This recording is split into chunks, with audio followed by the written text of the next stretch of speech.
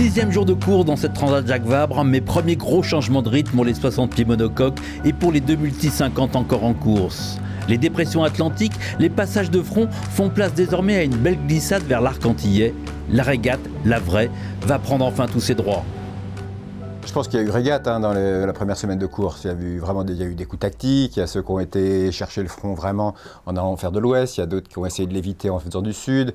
Je ne peux pas dire que c'était pas de la régate, simplement c'est vrai qu'on subissait quand même pas mal ces conditions météo qui étaient difficiles.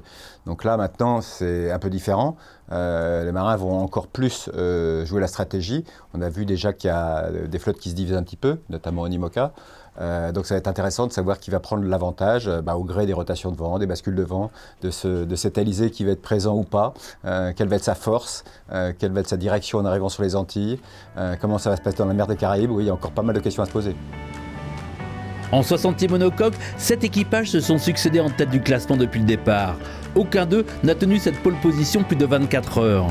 Ce rôle a été tenu une poignée d'heures aujourd'hui par Armel Lecléache et Christopher Pratt.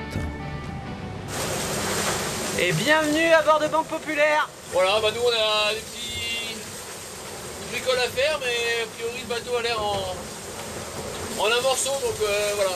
Ouais, on va attendre encore quelques heures et après ça va être parfait. Moins long donc moins rapide, les classes 40 vivent en ce mardi 7 novembre leur dernier jour de mauvais temps. La mer casse-bateau a malheureusement réussi une nouvelle fois son coup. L'équipage anglais de Concise est obligé d'abandonner, fait route sur les Açores, l'avant de sa coque ayant perdu toute rigidité. Depuis le départ, Concise menait la vie dure à aquarelle.com, plus solide leader que jamais. C'est pas évident parce qu'il faut tirer sur les bateaux et dans ces conditions-là, le chemin est très mal pavé et c'est dur pour le matériel. Donc c'est aussi pour ça que cette nuit, on a décidé de plonger sud pour éviter de tout casser parce que la mer commence à devenir très dure. Le bleu va progressivement remplacer le gris, les shorts des cirés détrempés.